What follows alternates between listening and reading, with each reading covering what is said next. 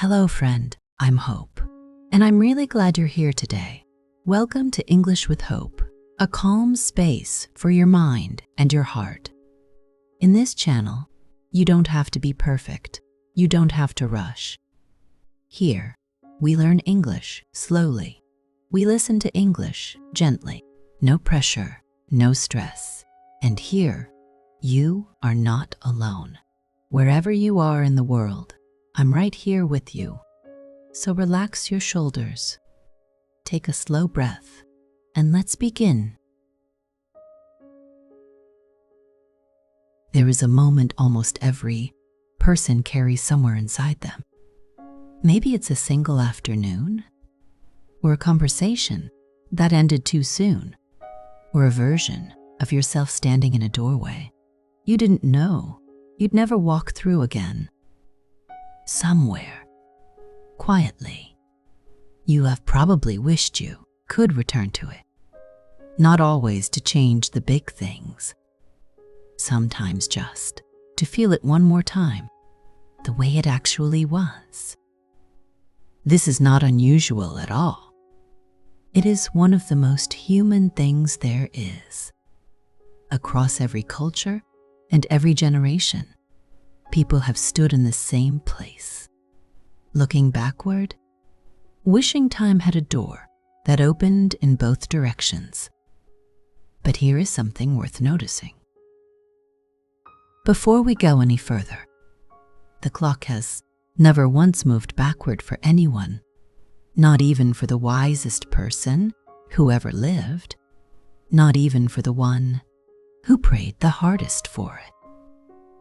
And yet, somehow, life has still managed to be full and rich and genuinely worth living for every single one of them.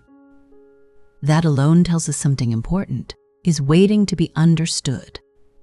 Today, we're going to sit with something that touches almost every life at some point. The simple, unavoidable fact that we cannot turn back the clock. It sounds obvious when you say it out loud, but most of us live, at least some of the time, as if it isn't quite true, replaying old choices, wondering about other paths, holding on to versions of ourselves we've already outgrown.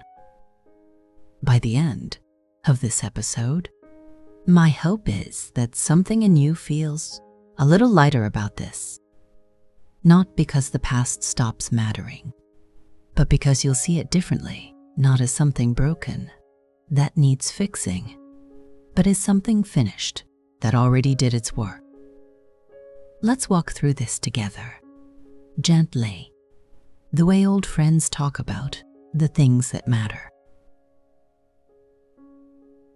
I want to tell you about an afternoon I didn't think much of at the time.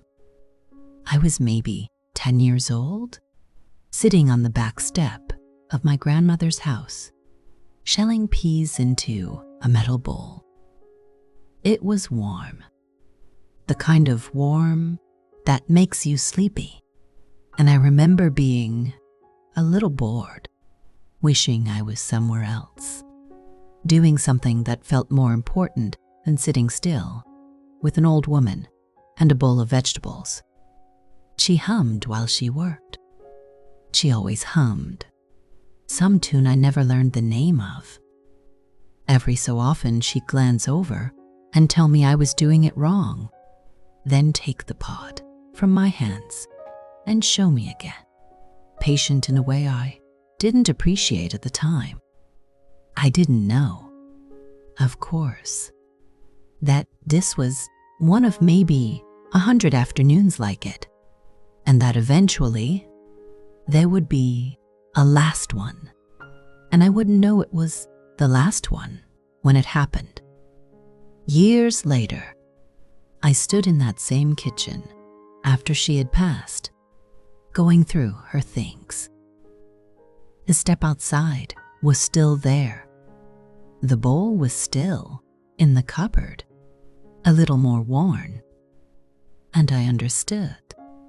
standing in that quiet kitchen, that I couldn't have that afternoon back. Not the boredom, not the humming, not her hands showing me how to open a pod the right way. But I also understood something else, something that surprised me. I hadn't lost that afternoon at all. It had already given me everything. It was going to give me patience, a memory of her voice, a small lesson in stillness I still carry. The afternoon was gone. What it gave me stayed. What moment from your past do you sometimes wish you could live again? Almost everyone has one. A summer, a friendship, a stage of life when things felt simpler, or a single day you didn't know at the time was going to matter so much later. We tend to treat that moment like a photograph we keep, taking out of a drawer, looking at it, and putting it back, hoping that somehow looking hard enough will bring it closer. But here's a different way to see it. That moment isn't actually gone in the way we think it is. It shaped the way you see kindness, or love, or effort, or joy. And that shaping is still active in you right now, today, in this very conversation. The philosopher Heraclitus once said that no one steps into the same river twice, because the river has moved on, and so has the person. That idea isn't sad once you sit with it. It means the river is always fresh, always becoming something new, and so are you. The moment you're missing didn't disappear. It became part of the water you're standing in right now. Think about a skill you have, a way you comfort a friend, a joke you make, a way you love someone. Trace it back far enough, and you'll often find it started in a moment just like the one you're remembering. That old afternoon isn't behind a locked door. It's inside your hands, right now, still working. Time moves forward, whether we agree to it or not. It doesn't ask permission, and it doesn't pause to check if we're ready. Most of us spend a fair amount of energy fighting this simple fact, as if enough wishing might slow it down or turn it around for just one more day. But there's something quietly freeing in accepting the direction time actually moves. It means you're not failing by aging, or changing, or growing past who you used to be. You're simply doing what every living thing does, moving forward, the only direction that has ever been available to any of us. Think about a tree. It doesn't mourn last spring's leaves. It simply grows new ones, using everything the old leaves gave it before they fell. That's not a small comfort. That's actually the whole design of things. Nothing in nature moves backward, and nothing that matters was ever built by standing still. The seasons don't apologize for changing, and they don't ask to go back to summer once autumn arrives. They trust the movement. There's a kind of quiet dignity in trusting it too, in letting each part of your life finish fully, and letting the next part begin without needing the last one to stay. You are not losing time by moving through it. You are exactly where a living, growing person is supposed to be. Why do we treat the past like unfinished business? As if there's still a meeting to attend, a conversation to properly close, a version of events we need to go back and correct before we're allowed to move on. It's a strange habit when you think about it, because the past doesn't need anything from us. It already happened exactly the way it happened, and it did what it came to do. We're the ones who keep the file open, checking back on it, wondering if there's more to settle. Here's a gentler way to hold it. A day, a relationship, a chapter of your life can be complete without being perfect. Completion was never the same thing as perfection, even though we often confuse the two. A conversation can end awkwardly and still be complete. A friendship can fade without a proper goodbye and still be complete. The ending doesn't need to be tidy for the story to be finished. Think of a piece of music. It doesn't need to resolve on a happy, expected note to be considered a whole song. Sometimes the most honest songs end on a note that lingers, unresolved, and that's exactly what makes them true.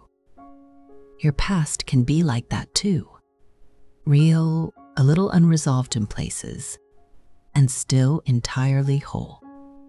You don't need to go back and rewrite the ending.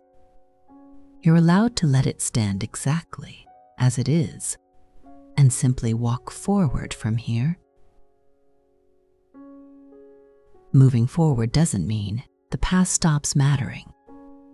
That's a fear many people quietly carry, that if they stop looking back, they'll somehow lose the person they were, or forget the people who shaped them, or make it seem like none of it counted. But moving forward and forgetting are not the same thing at all. You can carry a memory with you the way you'd carry a photograph in your wallet, not the way you'd carry a heavy suitcase everywhere you go. One is light, present, easy to reach for when you want it. The other slows down everything you're trying to do next. The psychologist Viktor Frankl wrote that when we can no longer change a situation, we are challenged to change ourselves. That's really what this is about. You cannot change what happened, but you get to choose what it means to you now, and that choice is entirely yours to make, again and again, for the rest of your life. The people you've loved, the versions of yourself you've outgrown, the chapters that ended before you were ready, none of that needs to be left behind to move forward. It travels with you, quietly, shaping how you love, how you notice things, how you show up for the people in front of you today. Mattering and holding on are not the same thing. You can let something matter deeply and still let your hands be free enough to keep building what comes next. What would change if you stopped waiting to go back? It's worth sitting with that question honestly, because waiting has a cost, even when it feels harmless. Every hour spent wishing for an old version of your life is an hour not spent noticing the one you're actually living right now. That's not a criticism. It's just something quietly true and worth looking at gently. The good news is that this can shift, often more easily than we expect. The moment you stop waiting for the past to open its doors again, something interesting happens. You start noticing the doors that are actually open right in front of you. Today, a conversation you could have this week, a small joy available this afternoon, a version of yourself still being shaped right now by how you choose to spend this very ordinary day. Life was never asking you to go back and get it right the first time. It was only ever asking you to keep showing up here in this moment with whatever you've learned so far. That's a far gentler request than the one most of us have been carrying. You don't need the old door to open. You only need to notice the one you're already standing in front of and walk through it. Understanding is one thing. Living it is another. And that's what this chapter is for.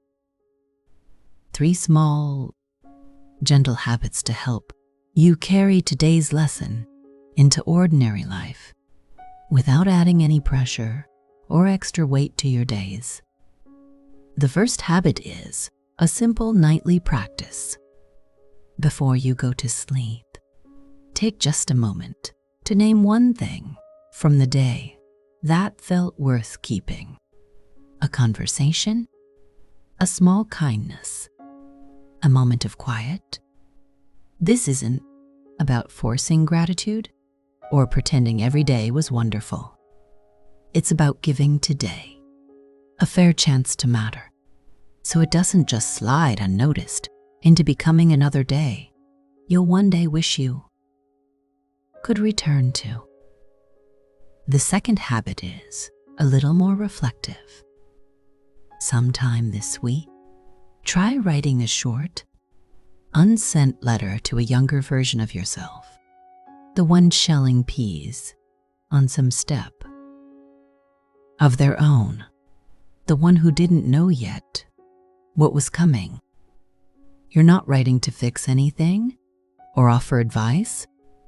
You're simply writing to acknowledge them, to let them know they were seen, and that everything they gave you is still being used.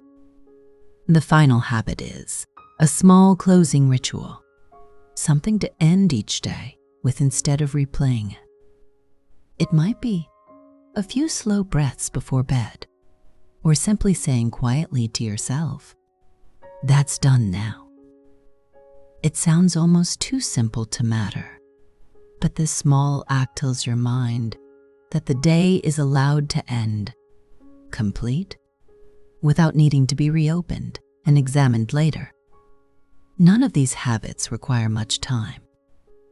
What they offer, slowly, is a quieter relationship with your own past, one where you're not constantly reaching backward, but gently, steadily, facing forward instead.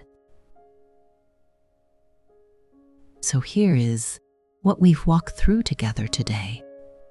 The clock has never once moved backward for anyone, and yet life has still managed to be full and meaningful for every person who ever lived inside that same limitation. The moments you miss haven't disappeared. They became part of who you are, still working quietly in your hands, your habits, your way of loving the people around you. Time moves forward, whether we agree to it or not, and there's a real, quiet freedom in finally trusting that direction instead of fighting it. The past doesn't need to be perfect to be complete, and carrying a memory doesn't mean carrying its full weight. Everywhere you go, you're allowed to let the old door stay closed, not because it didn't matter, but because you've already been given everything it had to offer. What's left now is simply this ordinary, unfinished day in front of you. It's asking for your attention, not your perfection.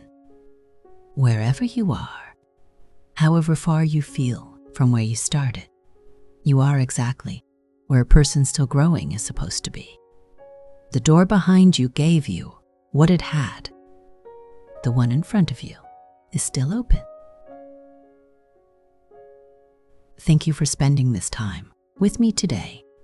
walking gently through something so many of us carry quietly. I hope you leave this moment a little lighter than when you arrived.